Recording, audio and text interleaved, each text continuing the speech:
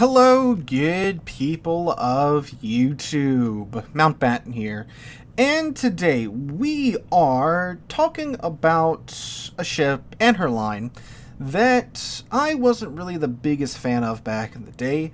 A ship and her line that is definitely not really in my playstyle. However, a ship and her line that is slowly starting to grow on me, and that is the Bungo and the rest of the Japanese battle cruisers.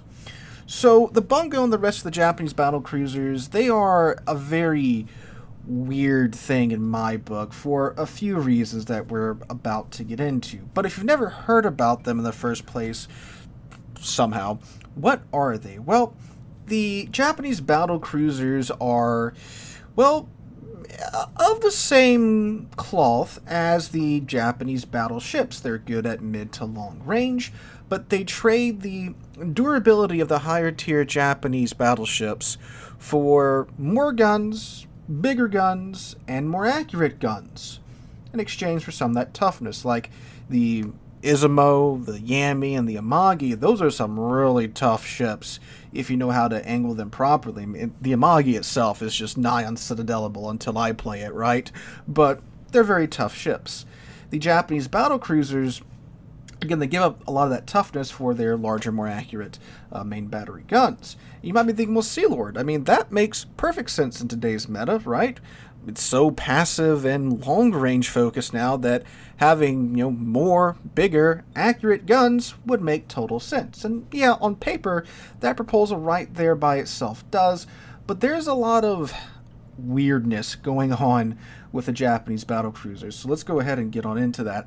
So the Japanese battle cruisers, first thing that was very strange, and myself and many pointed this out, when these guys got announced, many of us went, oh, cool, we're getting Japanese battle cruisers now. Makes total sense. They had quite a few of them.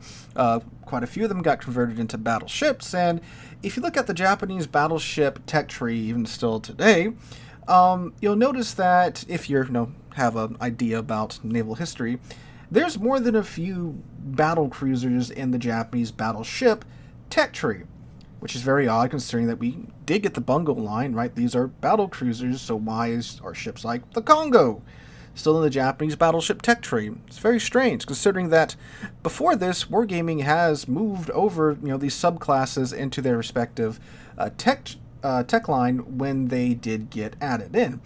If you didn't know, back in the day, we didn't really have all these subclasses in the tech tree.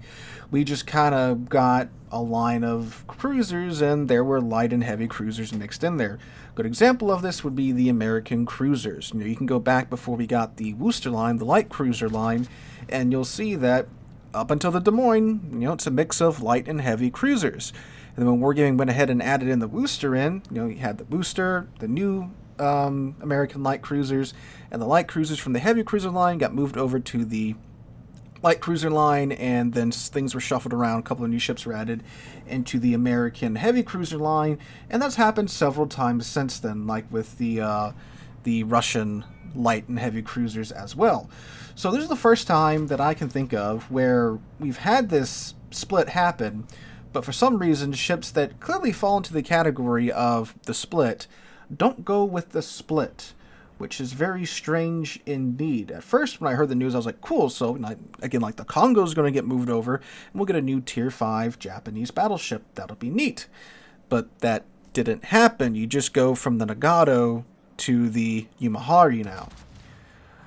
So that's the first weirdness there with the Japanese battle cruisers. The second weirdness, which isn't really as big of a deal as I made it out to be in my original Japanese battle cruisers video, like, again, almost 2 years ago when they came out, the speed. These are battle cruisers. Battle cruisers give up armor for, well, speed. Well, they give up armor or arms for speed, like the Tsurugi. Tsurugi is, in my book, an excellent battle cruiser. She has 6 457mm guns, thin armor, high degree of speed and maneuverability. Perfect battle cruiser. These battle cruisers are not that fast and not that maneuverable. Understandably, the designs that they are based off of, they do meet those specifications, with the top speed being a max of 31.5 knots with the speed flag. So that's Not really that fast, but fast enough to keep up at tier 10. Of course, you can slap Brisk on there, and given the good concealment of the Bungo line, yeah, you can definitely make that work. No questions about that. But it's just odd in my book at first that, hey, these are battle cruisers and they're not that fast. But, hasn't really been a big deal since then. Wasn't really a big deal back then. I made it out to be a bigger deal than it was. Now, the third thing, which is definitely very strange, are the shells that these guys fire. So we'll use the Bungo as an example, and you'll find this characteristic up and down the line. Bungo has 10 457mm guns. Those are 18-inch guns, but not 18.1-inch guns. So because the way the game does its calculations, despite being only a mere 3mm smaller than the 460mm shell that you'll find on ships like the Yami and the Musashi, the Bungo's guns cannot overmatch 32mm of armor. They can, however, overmatch 30. They can actually overmatch 31, but I don't think there's a single plating of 31mm anywhere in the game. But you can overmatch 30mm of armor, which you'll find on a lot of cruisers, and of course, this does allow them to overmatch the extremities of other battle cruisers. And keep in mind, when the Bungo line got introduced, we had already had the German, the British, and I believe the French battle cruisers also came out around then. The Marseille line, I could be wrong, but I believe they came out about the same time. So there's plenty that the Bungo can overmatch, is what I'm saying. So you might be saying, okay, cool, it's got 20-inch, not 20-inch guns, oh, that'd be something else. It's got 18-inch guns, can overmatch 30mm of armor. Gotta be pretty good, right? Well, yeah, if you look at it from that perspective, it is. However, when you get down into the nitty-gritty characteristics of the shells, they actually have the penetration capability as far as, how deep they'll bite into the armor, and the alpha damage of 16-inch shells. In fact, they're very similar to the Montana's 16-inch shells in terms of their ability to pin and in terms of their ability to deliver alpha damage, which is odd. You have a giant 18-inch shell. Surely, you can bite into quite a bit of armor, and you should be able to deal quite a bit of damage. Well, no. Turns out there's a cost to have, 10 of these guys with 2.2 sigma and excellent dispersion. You gotta balance it somehow. So, the Bungo's 18-inch shells really feel like 16-inch shells that can overmatch 30mm of armor, which is pretty good, and you do get a 30-second flat reload time with the Bungo shells, not the 40-second reload time of the Vermont, which is pretty friggin' nice. So, it's a pretty fair trade-off in my mind, and don't get me wrong, if you catch somebody broadside, they are going to have a very bad day, especially if they don't have... you're still throwing, 10 friggin' shells at them, right? And that is quite a heavy punch per salvo. The 18-inch shells, sure, yeah, their alpha isn't that great, but you're still throwing 10 of them at them. It still does 13,500 damage per shell, which is actually lower than the Montana. I believe that's a little bit lower than the Montana's alpha, just off the top of my head right here. It's very close, but I think it's a little bit lower. Anyway, you're still throwing 10 of those at a target. So if you somehow manage to citadel them 10 times with every shell, which isn't outside the realm of possibility with the Bungo, that is a tier 10 battleship's worth of HP, unless it's something like the Kremlin, that is being delivered to their broadside. So it can still very much terrorize ships that slip up and show them broadside.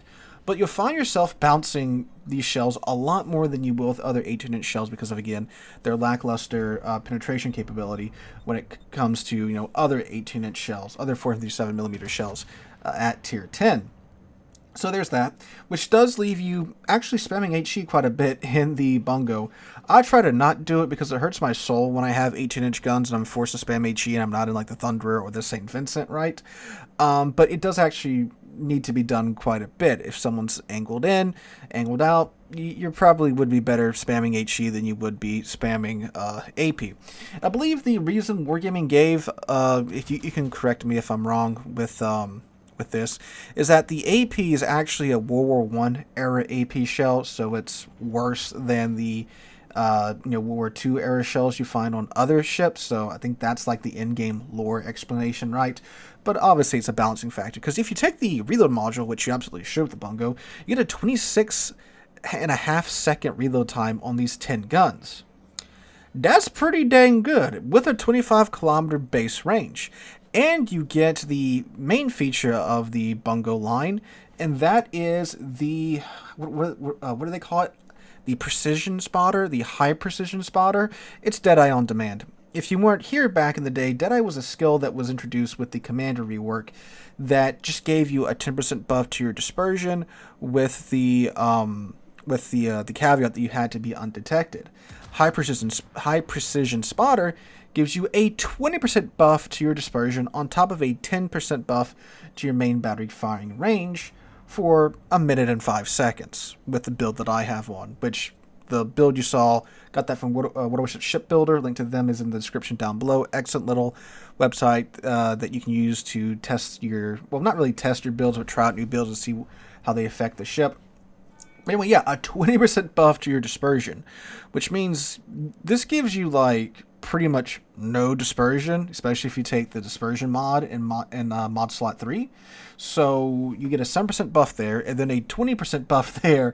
So you're looking at darn near a 30% buff to your dispersion. I don't think the game stacks it quite that way, but it's still like a 26% buff to your dispersion when that plane is up with a 26-second reload, which means if you make the most out of it, you can crank off just about four salvos back to back with that plane up, and the entire line gets that.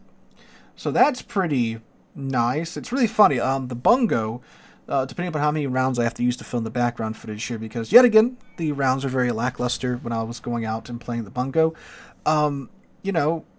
You can, you can definitely miss because these guns are too accurate. It's so funny because when you're going from ships like I've played a ton of GK, right, and a ton of German battleships, accuracy is not their thing. So when you're aiming, you're kind of just going, I'd like the shells to go here, but I know the dispersion pattern is going to be kind of wonky, so I'm just going to aim here and hope for the best. The Bungo, you can really aim for individual portions of the ship and smack them with that plane up. So it is, almost a case of being too accurate, right? But obviously, once you get hang of the Bungo, you'll be dunking in no time. And that, also lends itself to being quite a good HE spammer, because the HE is going to go essentially where you aim. Now, the HE is a lot slower than the AP. The AP travels at 840 to 850 meters a second, while the HE travels at 805 meters a second. So you have to give the enemy more lead with the HE than you do with the AP.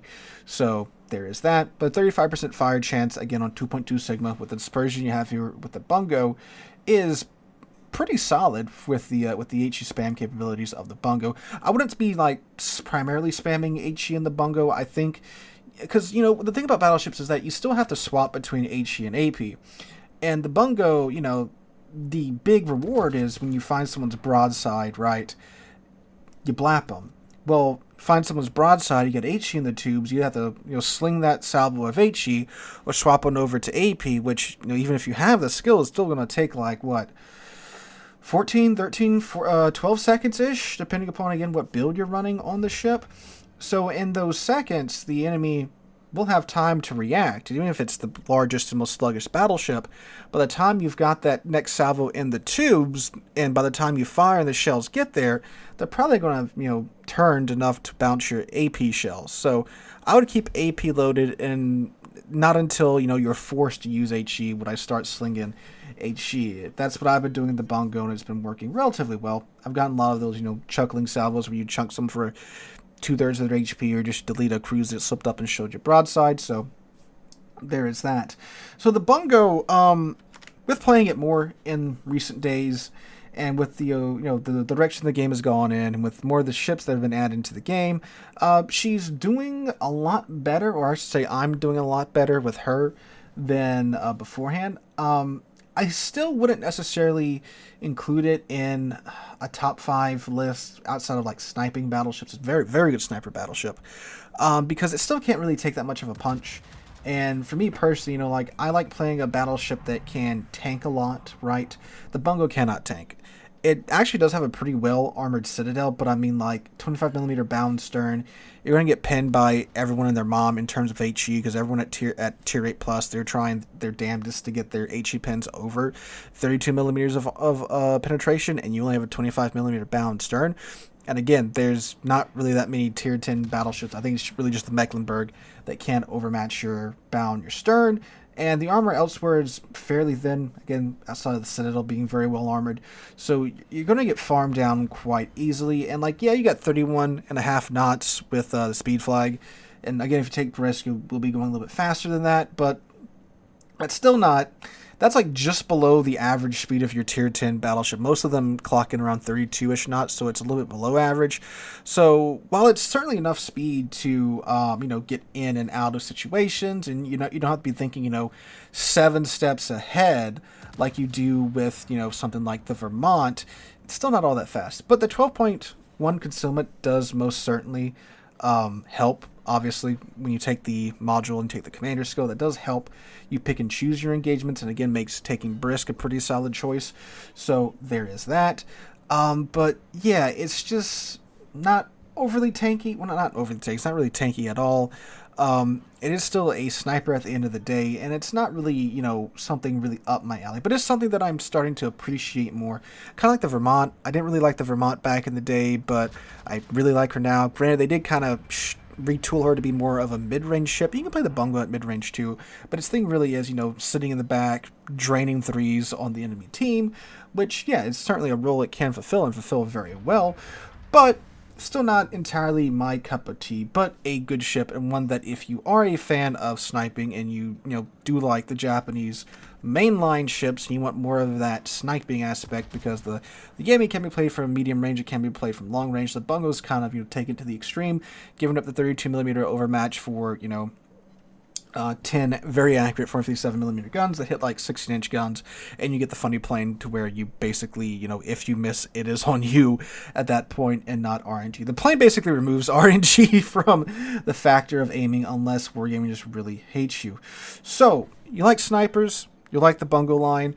It's aged very well, I do think, since its release, again, with the direction that the game's going in. And, again, like a lot of the ships that have been added in, the Bungo can quite easily abuse, with the more of the battle cruisers, and we gain more of these cruiser lines that have these large cruisers coated in 30mm of armor. Very good food for the Bungo. So, guys, let me know what you guys think about the Bungo in the comments down below. I guess this is kind of like my long review looking back at the Bungo and her line. Let me know what you guys think about her in the comments down below. Hope you guys have a wonderful Tuesday? Yeah, Tuesday. And wonderful rest of your week. Hope to catch you guys in the next one.